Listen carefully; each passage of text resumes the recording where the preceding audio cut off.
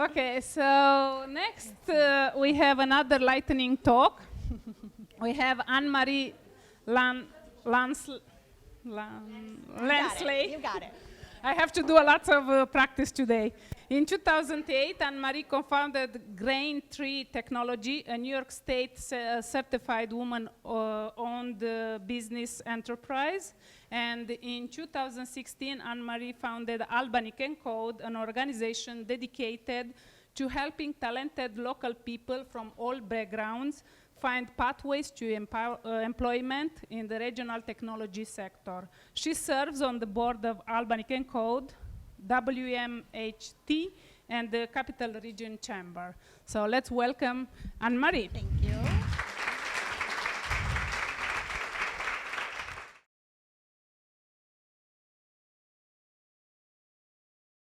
Next to her would be her best friend. My boss.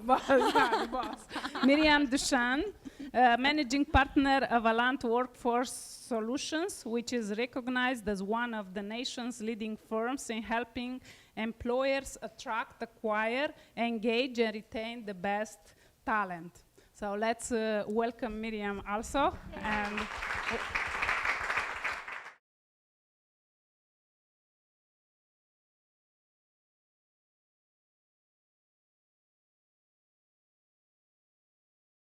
And I will let them to talk about AlbanyCanCode. Okay, awesome. Thank you. Okay, it's awesome to be here. I'm just going to familiarize myself with how to switch through here. Maybe Linda will help. I was going the wrong way. Okay, thank you. So we do have some slides, but they're mostly just beautiful photos of the wonderful work of AlbanyCanCode. And I have to just start by saying, I sat in the back row there, and I was like, wow, there's like 5 students right in front of me. And oh my gosh, the next row too. And then I kept looking, I'm like, oh wait, there's more and more and more all the way up. And there's like, I think I counted 12 students of AlbanyCanCode, either in a current class or a prior round, and that just feels super exciting to me. So really glad to be here. And just also wanted to say that we have a few people in the crowd that I would just be ridiculous not to mention because they really are where the magic happens. And we have Jason Noxon in the back, if he will just give us a wave. Yay! He's our instructor at our Wilton front-end web development class, and you all heard from the brilliant Stacey Brissett, our program manager, who's here tonight. And Miriam Dushane, as was mentioned, is our board chair, but so much of the work that we do at AlbanyCanCode would not happen without her tremendous support and the support of her organization, which is really above and beyond. So thank you to Miriam. And we're going to tag team this kind of talk together about AlbanyCanCode, and I don't know, I'll speak for myself. I won't say we're both long-winded, but I know I am. So we'll do our best to balance. I have permission to punch her and tell her to be quiet. Yes. Can you hear me? On? Oh, you can. Okay, because I can't hear myself, so that's why I wanted to just check. Cool. So I need the clicker. Oh, you have the clicker. Okay. You want me to take the clicker or you want to click? You click. You can click. Okay. Cool. We didn't practice.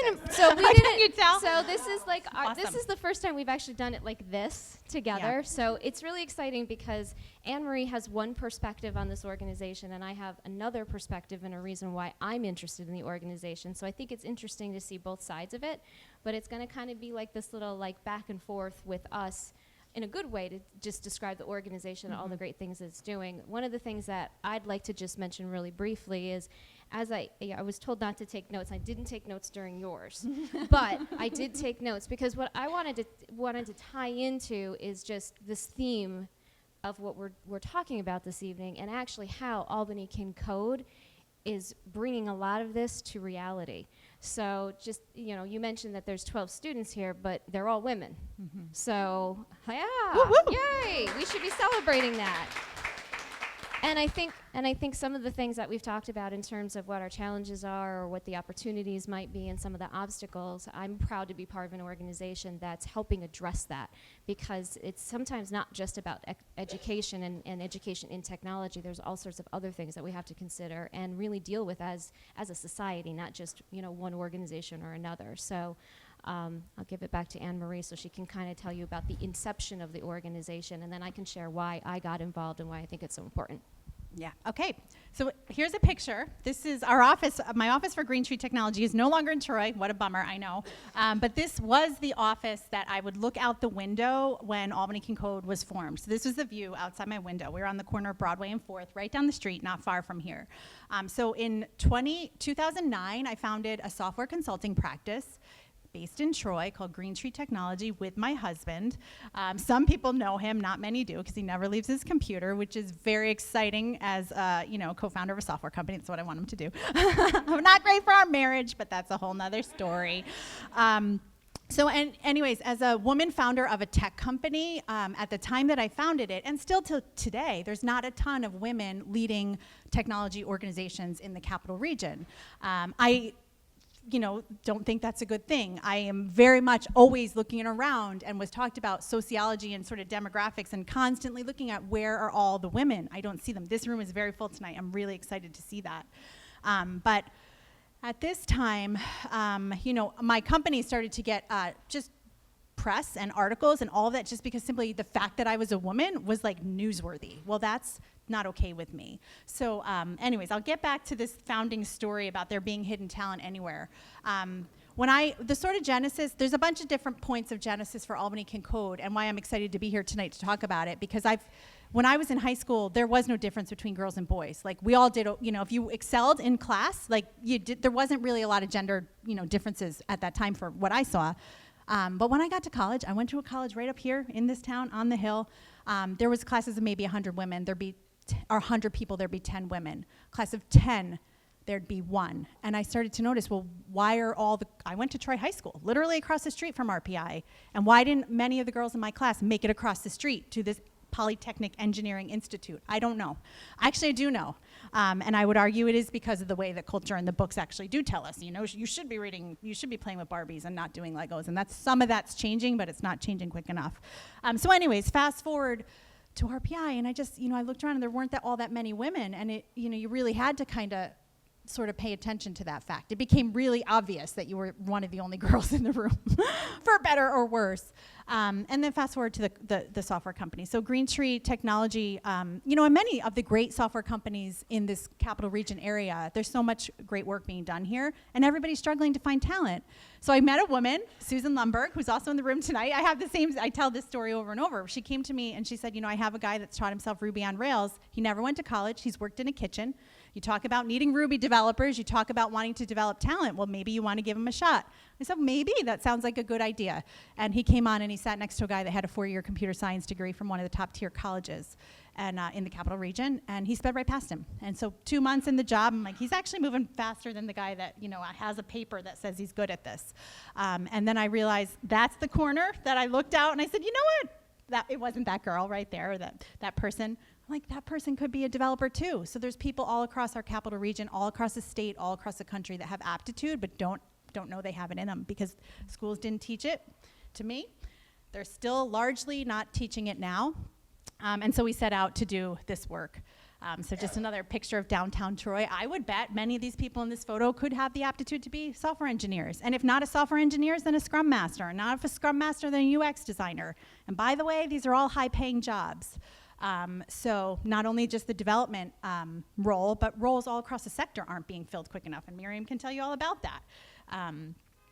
So just quickly, the AlbanyCanCode has grown very fast. So we set out to, do a little pilot program, and we had 70 people. We put up a website, we built a curriculum, and I think more than 70 people applied. We're like, wow, there's a lot of people that are interested in the tech sector. And we accepted 12, and that was the beginning. And that quickly, the next round, we doubled. So we went from 12 to 20. And then in the next year, we went from 20 to 40. And right now, it's April of 2019, we have almost 50 students right now going through our program. We have 4 classes across 4 counties. We're really proud. A year ago, we started to notice that many people that were coming to our program were, white male, college educated. So the traditional, like what it looks like in the software sector, kind of were coming because they kind of know about it. So we realized we had to reach farther into the community to find people and to say, you know what, you actually might have the aptitude too. I know you never thought about it, and I know you might not believe you do, but we believe you do. And we've been doing that work. And we're reaching farther into communities, and we just launched this amazing program with the YWCA here in Troy, and we have a digital literacy program that we're doing now, getting women ready to go into the front-end web development class. And we really said, you know what, this is great. We sort of serve two sectors. We serve employers. We really want to find employees for employers in the region. We want to develop the tech sector, but we also want to provide opportunities to people that need opportunity, and so we're sort of serving both. And we realized, you know what, we're going to have to work harder. We want to find women. We want to find people of color. We want not only gender and racial diversity, we want economic diversity too. So we're reaching into communities of people that, you know, may never have thought of this path for them. So we're really excited and proud to do that. With that, I think as an overview, I'll let Miriam, you know, jump in, because like I said, I can get quite long-winded here, or punched, please note. No, I want you to do as much talking as possible. So Annmarie came to me, and I don't even remember exactly what was the catalyst, but we met and started like seeing each other at different things and different events, and we were in the same places at the same time, and she invited me to lunch one day, and we started talking about AlbanyCanCode, and she shared with me essentially her concept of what she was building and how far they had come along. And originally for me, it was really important because I, like Susan, am a technology recruiter in the Capital Region. I've been in this region for 25 years. But I see that there's a need for not only talent in the region, but more diverse talent. And the diverse talent for me isn't just race, gender, the typical things that we think of or the law tells us are the right things that we should be thinking about when it comes to diversity. I think of things like generational differences. I think of things like educational diversity and differences in education. I think of things like our political views, which is a hot topic, obviously, in our climate that we have right now, and actually can cause a lot of strife in a workplace. So I try to think of it from that perspective. And then the biggest thing for me is, and something that we talked about quite a bit here this evening, and I applaud all of the fabulous women that talked, because I was shaking my head through the whole thing. I'm really glad I actually wasn't in the front of the room, because you sick of seeing me doing this the whole time. But for me personally, there's two things that drive this. Obviously my business and the fact that I need to be able to find marketable candidates for the clients that I work with. Advocate for my friend Susan, who's one of the good guys in the industry, who does great work and works with a lot of great organizations. Pains me that Susan was the one that brought the Ruby Round Rails person to Annmarie, but that's okay. I didn't know Annmarie at the time, so I'm okay with that. But one of the things that we talked about that I think is really important about AlbanyCanCode, and it's not just from one set of it or another, it's about exposure. So I think it was Natalie and someone else who said something along the lines of, well, my mom was a teacher, my grandma was a teacher, actually it was Susan, and then if your father was an attorney or your father was whatever, kids are shaped by what they're exposed to. So if they don't have the exposure and the understanding of all of the capabilities that are out there in this diverse landscape and marketplace that is not just the Capital Region but beyond, we have to do something to fix that. And so AlbanyCanCode is bringing that. We're breaking down in a way some barriers for girls in middle school and high school to understand that they can apply and they have the aptitude and the ability to do technology. But I think the other thing that's really important is that we are creating pathways for what I consider a non-traditional worker to get into the technology field and really change their life for the better. And we have tons of stories of individuals who've gone through our programs that have already accelerated and have given themselves, in a matter of 12 short weeks, $20,000 pay increases.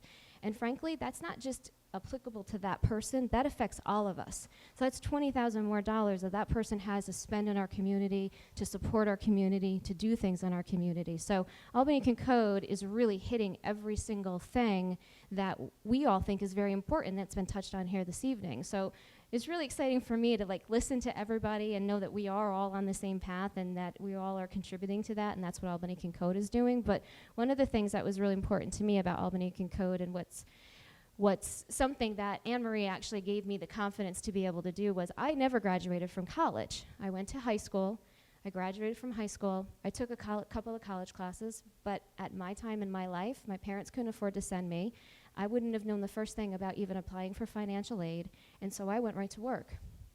And for years, that's actually haunted me. And when I sat down with Annmarie and I shared that with her, the first thing she said to me was, I never would have known that. And so just like she had that light bulb of there's so much hidden aptitude and talent that just needs that pathway, it's also something to be able to say, it's okay if you don't have a college degree, you still have talent and skills and passion, and if we can help focus that and get you just that little bit of skill that you need to get to the next part of your career, well then I want to be a part of it, because I know how that I felt. And imposter syndrome. So, I had that same feeling a lot of times in my life, and I know I worked my ass off, and I know I was doing all the right things, but those little things can make you feel less secure about your ability. And so if we're working with an organization like AlbanyCanCode, that can just make one person feel a little bit more confident about their ability and a little less scared about technology and computers, and show girls that they have the aptitude, and the stereotypes of boys are the only ones that are good at math, or boys are the only ones that can go into technology, or you have to be a certain smartness level, you're not smart enough to do technology. I feel like all the things that we're doing with this organization are breaking down all of those barriers every single day. So some of the nuts and bolts of what we're doing. So this picture you see up here is a picture of a class that we led in one of the school districts here in the Capital Region. So the impact that we're having is, I don't even know quite how it's possible, but so far in 2019, I think we've touched over maybe close to 300 students. That's in like the first 4 months of this year, 300 K-12 students. Stacey, is that the correct number, would you say? Okay, well, that's good. Even higher, even better. Yeah, and so working with the teachers in school districts to train teachers to get them ready for the curriculum standards, because New York State, we're excited about this. They're finally going to say, hey, this is something we should be teaching. So that's awesome, and we're getting ahead of that. And like I mentioned, we already have close to 50 students so far this year. So we're on track to really maybe serve 100 different individuals in the Capital Region and try to build a path for them into the tech sector. And if they're already in the tech sector, then figure out how to get them more higher paying jobs if they're women or people from different backgrounds that may say, hey, I don't know if I have the confidence. Well, we'll show you how. And Stacey, if you haven't already talked to her, please do, because she will cheer you along every step of the way. And I'm just going to skip through my slides because I know I have a slide coming up about what are the other things that we're doing. So just a few more slides from our class. We have, we teach the technical skills, but we also, have folks come in and talk about the soft skills. We have people that come in and coach with job coaching, resume building, matching people best we can up to employers. This is the other thing I'm super excited about. As an employer in the Capital Region, finding talent is really, really hard, as was already talked about. But like being able to be a resource to employers. Employers are coming to us and saying, who do you have? We have XYZ job. And we're really excited to introduce them to entry-level talent. A lot of times the jobs that they're looking to fill are more mid-level and more senior. But guess what? In the tech sector, it doesn't take too long to become a mid-level person. This wonderful woman that shared, who was on the panel who's I think in her second year or third year. Well, she's already, there she is. She's like, she's on her way to be a senior in, say, a year or two. When I hired one of my first employees at Green Tree, we hired him right out of RPI. He was fantastic. I think he was making like 65, 70 starting salary. A couple years later, he was making 90, and then like a couple years later, he was like 120. I'm like, this is like this is the tech sector salaries. I think it was 4 years out of college at that point. He was really good, and he's worth every penny of that. We just heard about how Amazon was going to bring, I know how disappointing, $125,000 paying jobs. I mean, that's the average wage. So we're really excited to be bringing those opportunities to women. Another example, these are just some examples of various panels that we had. The one in the middle, these two women are expert in QA. So quality assurance, we ran a class called automated web testing. So all kinds of stuff. Front-end web development, JavaScript, Ruby on Rails, automated web testing. We did a SQL class. We're hoping to do another SQL class coming up. If folks in the room have ideas of what we should be teaching, talk to me, because we're always looking at different classes to be teaching. I'll let Miriam talk about this part, because this I know is super passionate, one of her passions. So one of the things that we started off our agenda on was to talk about what we're doing with AlbanyCanCode, but also to talk about all of the things that are actually impacting people and their ability to get technology trained. And so we can't just focus on training a group of, entry level or whatever level individuals to enter the workforce with technology skills if we can't get them into the classroom. And this is definitely part of why I love how Annmarie is such a visionary when it comes to this organization. So it started with, let's get some people, get them the skills, take them out of, a kitchen job or, whatever type of role, and give them the opportunity to, make more money and get there. But the fact of the matter is there's a ton of people, and honestly, it mostly probably impacts women more so, that they have barriers to even get their foot in the door to be able to learn those skills. And that's things like being able to afford a laptop, being able to have the equipment to actually do the job. So how can we put anyone in a classroom if they don't have access to the equipment to actually learn and practice the skills that they're learning in the classroom? And so AlbanyCanCode has developed a laptop lending program. And so what we do is, and we'll bring it up here too, because I think it's good to let everybody know, we'll take your old laptops. We have a Microsoft expert that volunteers for us. He just joined the board, who will take those dilapidated down older laptops, clean them up, refresh them, and give them to students so that they have the ability to actually practice what they're learning in the classroom. Another thing that's really important that we're trying to build out is transportation. Unfortunately and unfortunately, kind of based on where the regions are and where we're doing the classes, sometimes transportation can be an issue. Taking public transportation could take over an hour for them to get to from wherever they live to wherever the class might be held. And so we're developing programs where employers or anyone can really sponsor transportation needs for an individual who wants to get to the class but just frankly can't afford it. We're also looking into and starting to develop a program where we can assist with and acknowledge the fact that daycare is an issue. And so when we say daycare isn't the right term, it's childcare. And so if we've got a mother who's worked all day and her kid is either in school or maybe not old enough to be on their own, or maybe they're even younger and they're not even in school yet, they may not have the means and or the ability to find childcare for an evening class. And so that's something that we're working right now with organizations to try to build up a program where we're not just addressing their technical needs, we're trying to break down all of the barriers and create bridges so that individuals can step over that bridge, kick all of those things out of the way, and actually truly get into this field, learn the skills, get into the field, and then hopefully pay it forward to someone else down the road. Yeah. I see Anthony DeBonis standing up over there. He just walked in. I'm like, yes, Anthony's back. So the idea for the laptop lending library, I was part of the, I think it was like the mobile developers group. I went to one or two meetings in a long time. They had this mobile device lending library. They have it. Is it here? And it was like such a smart idea. They just use that and you can borrow it. Because guess what? Testing on mobile devices can be a big pain because there's so many different kinds of devices. And that's really honestly what was kind of like, I remembered that. I'm like, why don't we just lend out some laptops to folks?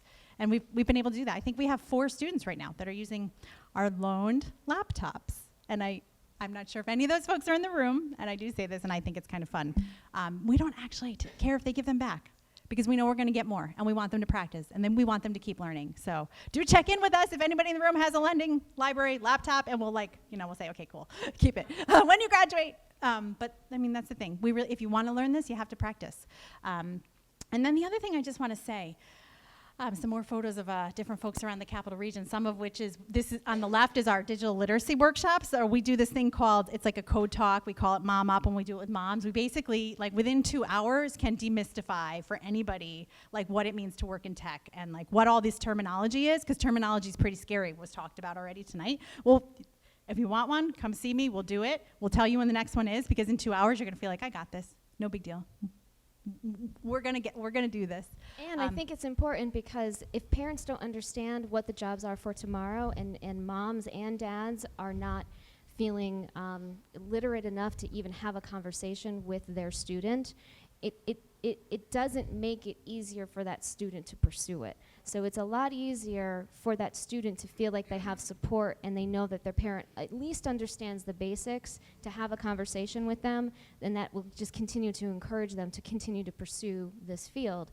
And it's mom up, but it could be dad up, it could be anybody up, but it's really about again, that exposure for parents and for anyone to continue to encourage that, not only for their students, but perhaps for themselves as well, because once they go through this, they may realize, oh, this is kind of cool, or this is really interesting. Or you were telling me a story about a woman who started a path in the 80s going to college for computer science, and the culture and the atmosphere and what she was doing, she just had a distaste for it because of what she was experiencing. And then she went through something like this, and she's like, I can do this. I love this stuff. Like, I want to get back into it. So those are all of the little catalysts that we're trying to embed into our community to make it something that we can have a more tech-rich marketplace and economy for everyone. Yeah, so the first Mom Up workshop we did, we realized that I don't know if folks, I wasn't alive for this, I don't think anybody in this room was, but there was a time when women weren't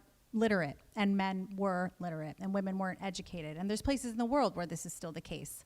And so this idea that we're seeing and people are telling us is that in the digital literacy is happening again, where women are less literate, where the men and their families are more literate. So we're finding women coming to us and saying in their families, there's like this conversation going on between the kids and the dads, but the moms are kind of left out. And they're saying, well, we don't want to be left out. We want to learn. And so they come and we give these workshops. And mostly we've done it with adults, but going forward, we plan to do workshops with a track for both the kids and the adults together so that the kids can be learning and the moms and dads can be learning. And we have one coming up probably in late May in partnership with Girls Inc. We're going to have the girls from Girls Inc. going, the kids, the young girls, and then the moms going through the program. So, and we look to schedule these whenever folks want to do them. This is Jamal Taylor, who's our one of our JavaScript instructors. Went through our program, is now our JavaScript instructor, and I would highly recommend anybody taking a class with him because he's one of the most passionate people I've ever met and just loves teaching, much like Jason, I must say. And Cam, we have another wonderful instructor who's not here tonight, but he's just awesome too. And then we have a bunch of other photos that you can just see from various classes. The one other thing I wanted to say was that this is super exciting that I get to stand up here and talk about it, and I know Miriam feels the same way, and I know everybody on our board feels the same way, and I know Stacey feels the same way, that we're really lucky to be able to do this work because it's super fun and super exciting, and it really does feel really awesome to give back. It's one of those nice things about doing service to others. But none of this would happen without just me, without Miriam, our tremendous board chair, without Stacey. The entire Capital Region community is the reason why this organization exists. This was like an idea that turned into, okay, let's all do it. Like, it wasn't like, let's one person do it or let's like a couple people. It was like, we're all gonna do this. Because if the employers were not saying, hey, yeah, I believe in this and I need talent, and I wanna help, we wouldn't be where we are. And we've had so much incredible support. And so one thing I just want to maybe wrap up with, I don't know if we've gone over, maybe we have. We've 3 minutes, okay, yes. See, I told you, 30 minutes was gonna go fast. Yeah, I know. So we're always looking for instructors, so if anybody has an idea or has an aptitude and wants to teach something, whether it be project management, whether it be user experience design, whether it be SQL or some other database or some other technology, we're always looking. We're always looking for venues to host classes. Right now we partner with community colleges, and we believe that's a great partnership for us. We believe this work belongs with them. It's the charter of the community colleges to teach people in the community, so that's really exciting. But we're always looking for opportunities to give talks and do our Mom Up and various other digital literacy workshops. Organizations that might want to partner with us. If you have folks that you think we might be able to work with, we'd love to hear that. Most importantly, I will say, is mentors in the classroom. When people come in and talk to our students about their work, the students start to not only learn the technology, but they start to understand, oh, this is what it looks like to work in these fields. And breaking down the cultural barriers, it's kind of bigger. It's actually pretty hard to do. It's not an easy thing. I just have to say this. We've had a lot of great conversation tonight, but it's not easy. This is hard. I've been doing this my whole career, and I came in here tonight, I'm like, really? We still have to talk about this? I'm so disappointed. It's awesome we are, but we shouldn't be. I really wish 20 years ago we were. And then the last thing I'll just say was talked about, I just wanted to mention this. When I was in the 3rd grade, so I own a business, right? I own a software company. That's pretty darn cool. I love this work. I love being in this position where I can help bring other people into the tech sector. But I read an article somewhere that said, I think it was like 1984 or 1985, maybe the late 80s. Women could not get a loan to start a business without a male cosigner. Like, that was the end of the 80s. So I'm like, wait, what? When I was in middle school, grammar school, whenever it was, like, Mrs. Minor, my 3rd grade teacher, had no other choice. That's the only work she could have done. Mrs. Minor, my 3rd grade teacher, could have been like an awesome developer. It's super cool to give her, for her to have that opportunity, but even better for like the things that we're developing, right? We don't know where we're going. all of us in this human race. You know, we get all these cool devices we're gonna raffle off. We don't know where this ride is going. We don't know where technology is taking us, and we need women and we need diverse faces at the table. So I'm really proud to be part of this work. I hate to say this, but in some ways, I spend less time in my software company. My husband mostly is running that organization now because I had the opportunity to step more deeply into this work, and I believed I was the right person for the job at the time, and I'm glad I am, because I can't believe we've doubled yet again in another year, and we're finally on the path of really becoming a sustainable nonprofit serving the Capital Region and beyond. I'll wrap it up with this. We have been getting calls from all across the state of New York since the last 6 months, like Buffalo, Rochester, Syracuse, Utica, Kingston, now Long Island. How do we do it too? And we believe we're onto a model. So this work, for people in the Capital Region, this is actually something pretty special. There aren't a lot of organizations like this across the country. There's an awful lot of for-profit boot camps, and I can be quite honest with you and say they have a very different mission. They are definitely serving the employer sector, which is quite cool for employers.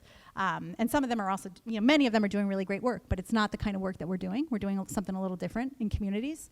And I'm really proud of the Capital Region that we're here doing this. I really think we're leading the pack across the country. And I'm excited about the opportunity about how we might serve the rest, other regions in the state. I like to move fast. My board is like, let's just slow down a little, which I appreciate. But anyways, it's a pleasure to be here and with Miriam as our board chair. So I would just want to wrap up by saying thank you for inviting us to come talk tonight a little bit more about AlbanyCanCode. I think the conversation this evening, Annmarie and I talked before that, and in a way, the good news is we're still talking about it, and it is still something that we need to address.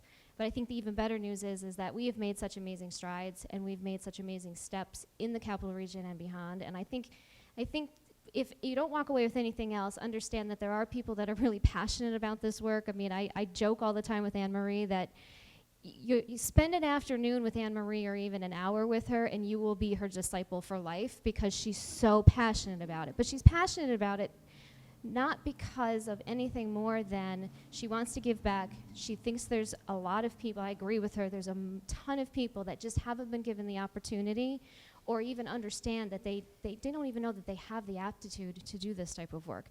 So I'm really proud that we have been able to double our size on literally a shoestring budget. We always need employers to help us with developing curriculum, guide our students in the classroom, maybe consider internships or apprenticeships. But just overall, we always welcome conversations where we can talk to people and listen to their ideas, because if there's a way that we can incorporate that into somehow shaping this community and giving back and offering another way to break down a barrier and create a path, we're all for it. And so obviously our contact information is up there, but I just wanted to thank you everyone for this evening, and thank you for whoever opened the window, because that was props to that. I'm never hot. I am always cold, and I'm a little warm. So thank you for, the last presentation of the evening is usually the hardest because everybody's like, okay, it's time to go. But you are awesome. Does anybody have any questions about AlbanyCanCode that we can answer before we wrap up? I know we might be, I don't want to take too much time, but just in case there is. If there isn't, that's okay too. Okay. Well, thank you. Thank you.